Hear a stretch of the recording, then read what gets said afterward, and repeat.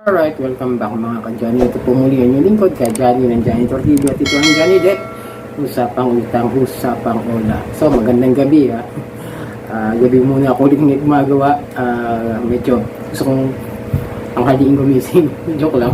Pero syempre, magandang gabi ulit. At sa mga newbies, sa mga loyal subscribers, please subscribe, like, share, hit nyo na yung notification bell para lagi po kayong updated sa mga videos na ginagawa natin dito about sa usapang online lending app at usapang utang at sa mga suliranin ninyo.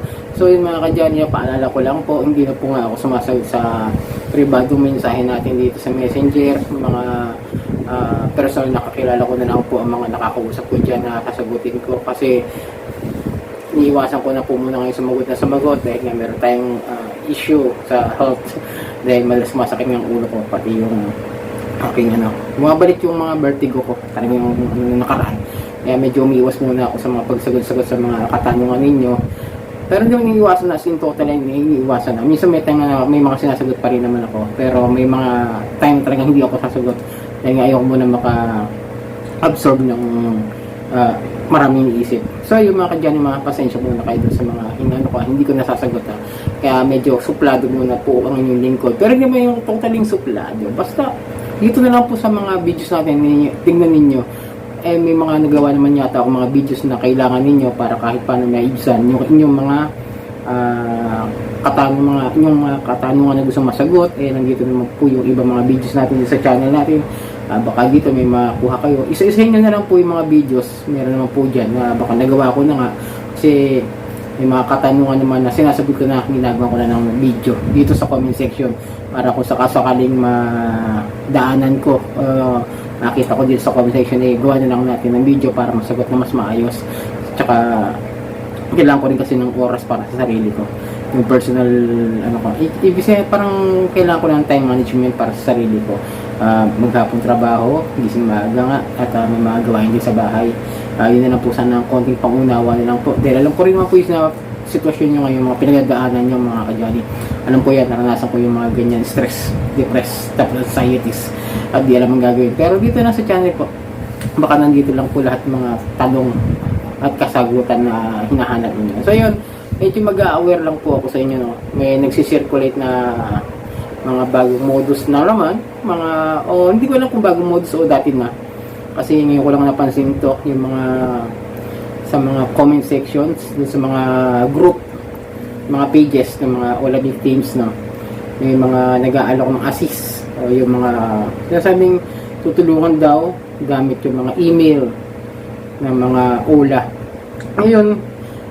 Ngayon kung gusto nyo po talaga magbayaran yung mga Ola ninyo at ayaw nyo naman magka-problema talaga dyan at kayo nagkakaroon lang ng problema at hindi nyo lang agad-agad makausap na maayos yung mga tumatawag sa inyo dahil nga hinaharas kayo, pinagsasabihan kayo ng kung ano-ano hindi maganda na kung saan medyo mas nai-stress kayo, kaya pero gusto nyo pa rin silang bayaran. May mga ganong tao to, mga ka-Johnny, mga ganyang klase ng mga Ola victim, kahit paano gusto pa rin nilang wala yung guilt feeling na meron silang hindi binayaran kahit na. Minsan kasi meron mga na yun sa mga farmers, sabi ko hinihintay lang nila maharas sila tapos sabihin na ikakapwiran nila na hinaras na ako, hindi ko na mabayaran. May ganun na, pero hindi po lahat. Ibig sabihin, may ganung klase na mindset na hinihintay lang maharas tapos sabihin na biktima sila. Pero ito, may mga tao rin naman na kahit ganun na yung nangyari, gusto pa rin bayaran. Merong mga ganung mindset na hindi makasiguro talaga as in haras ng mga haras. Yung parang kinulit lang ng kinulit. Tapos tinatawag-tawagan lang, wala namang yung pagbabanta o kung ano man. May mga ibang wala kasi na gano'n lang, yung makulit lang talaga. Mga ganyan, mga like yung yan Mr. Cash, dito yan, makukulit lang yan. Yung iba, meron pa. Pero yung iba talaga, yung mga registered sa SEC pero nagbabanta, iba rin naman yun. Pero siyempre, same situation, puro loan sharks. Mga nawutang. Pero kung gusto nyo talagang bayaran, kapag ganyan, search kayo sa Google. Tapos search nyo yung mismong Ola. Yung pangalan, kunwari si OLP. Lalabas naman yung customer service nila doon. Tapos ililink nyo lang naman, i-click nyo yung link dun sa Google kung saan kayo dadalhin ng customer service nila para doon kayo reply o mag-suggest ng inyong concern about sa inyong mga loans para magkaroon kayo ng settlement kung sakasaling babayaran nyo talaga siya ng kung kaya nyo bang ibigay pati yung mga tubo o yung principal amount lamang.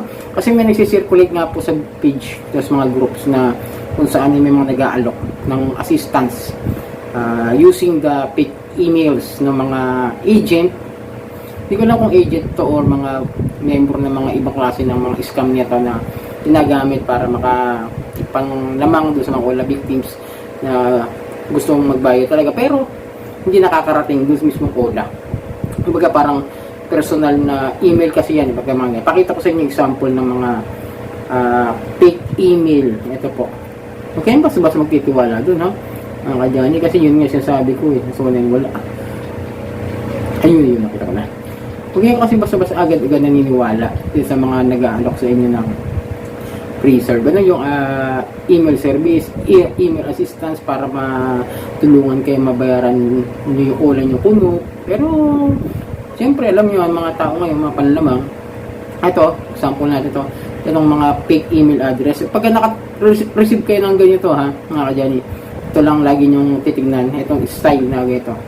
Yung ganito klase ng email, pag natanggap nyo sa inyong email address, sa inyong Google, sa email na ano nyo, na binigay doon sa OLA, yan. Ito, example yan.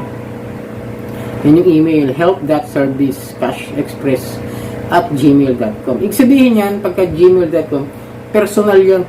Personal na email yan nung gumawa.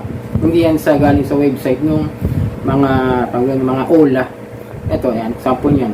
Ako si pangalan nung gumawa, yung nag-send ng email, and my registered number, yung nakalagay dyan. Nag-research ako ngayon 2024, di kayo registered sa SE, kaya nagpunta ako sa malapit na police station sa amin. Tapos advice ng mga kapulisan sa akin na ibalik lang ang pera na tanggap kasi in the first place, di naman sa akin yan. And also, di nila ako tutulungan, di ko rin ibabalik. Pero if di nyo tanggapin, sabi ng kapulisan namin, hindi ko kayo babayaran ni piso or ibabalik ang funds pag di kayo mag-accept ng return funds. Tapos may police report naman ako hawak. So yun, parang mga ganyan, mga pananakot lang yan kung ano, na ginagamit. Kaya kapag ganyan, mga fake email address yan na ginagamit nila para ano. Pero pag mga mismong email address ng website ng OLA is mga ganito. Ayan, dito. Yan, mga legit na mga email address yan. Laging website yan. Payments at cash-express.ph. Verification at cash. Kung wari cash express, yan. OLP, mga ganyan. Basta laging yung mismong customer support at cash-express.ph. Laging ganyan meron .ph. Kasi nga, website po yung gagamitin na pang-access po doon sa mga legit na mga emails na kung saan pwede nyo usapin for legal settlement ninyo dun sa OLA na gusto nyo bayaran. Hindi yung sa kung kanino Gmail yung papasok sa inyo tapos makikipag-coordinate na po kayo sa kanila. Kaya hanggat maaari iwas-iwasan nyo yung ganyan. Kung gusto nyo makausap talaga, puntahan nyo lagi kung ano yung nasa app. Minsan nasa app din kasi yung ano yan, yung mga email address nila. Nagbibigay naman sila rin sa baba. Yung sa mga about nila, diba sa pagka download kayo, makikita naman yung mga abouts doon. Kung saan yung email address, yung mga number nila na pwedeng ipabigay sa inyo para yun ang kontakin ninyo. At hindi kayo basta-basta sasagot doon sa mga agent na yan na kung saan nagsasarili na yan, gumagawa nila ng sariling side hustle sa mga OLA victims. So yun mga kadyan, itong lingkod ka dyan ng Giant TV at itong Jolly Dep. Usapang utang, usapang OLA.